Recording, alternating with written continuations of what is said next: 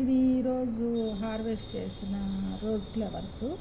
ఇప్పుడు చూడండి, ఈ రోజ్ ఫ్లవర్స్ చాలా హెల్తీగా వచ్చినాయి. అండ్ దానికి మెన్యూర్ కూడా ఇచ్చాను. అన్ని డిసీజెస్ అన్నీ వెళ్ళిపోయినాయి అన్నమాట. లీవ్స్ కూడా చాలా ఫ్రెష్గా ఉన్నాయి. ప్రూనింగ్ కూడా చేశాను, మొత్తం అన్నీ ప్రూనింగ్ చేసేసి ఫ్లవర్స్ అన్నీ ప్రూన్ చేసేసాను అన్నమాట, స్టెమ్స్ అన్నీ.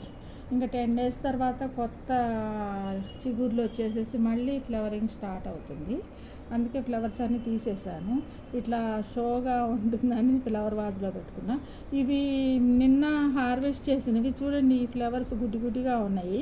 ఇవి డిసీజ్డ్ ఫ్లవర్స్ అనమాట, చూపిద్దామని ఉంచాను.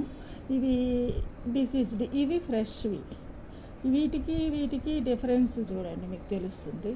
ఇది లీవ్స్ కూడా గుడ్డి గుడ్డిగా చిన్నగా ఉన్నాయి దీనికి, ఈ కొమ్మకి. దీనికి లీవ్స్ చాలా ఫ్రెష్గా ఉన్నాయి, ఎక్కడ ఏ డిసీజ్ లేదు. ఏమి ఫిట్స్ కానీ, మైట్స్ కానీ, మిలీబగ్స్ కానీ, లీవ్స్ కూడా, ఫ్లవర్స్ కూడా, అన్ని పెటల్స్ కూడా చాలా హెల్తీగా ఉన్నాయి, పెద్దగా వచ్చినాయి. ఇది రోజ్ ప్లాంట్ అన్నమాట. ఇలా మనం గార్డెనింగ్ పెట్టడం కన్నా కూడా హెల్తీ గార్డెనింగ్ మెయింటైన్ చేయడం అనేది మెయిన్ అన్నమాట. గార్డెనింగ్ని హెల్తీగా ఉంచుకుంటే చూడటానికి ఫ్లవర్స్ కూడా బాగుంటాయి. టెర్రస్ గార్డెనింగ్లో మనకు పెట్టుకుని చిన్నగా పెట్టినా కూడా హెల్తీగా మెయింటైన్ చేయాలి.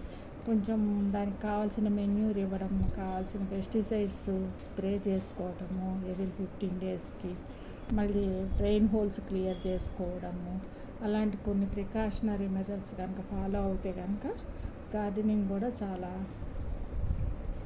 ప్యాషనేట్ అన్నమాట. చాలా మంచిగా చేసుకోవచ్చు, అది చాలా అందంగా ఉంటుంది. నేచర్ లవర్స్కి అది చాలా మంచిగా అనిపిస్తుంది.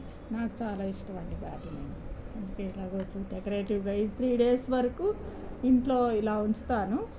ఇది చాలా ఒక న్యాచురల్ ఫ్లవర్ వాజ్ అన్నమాట. ఇది బొకేలాగా ఇలా ఉంటుంది. బాగుంది కదండి. ఓకే అండి.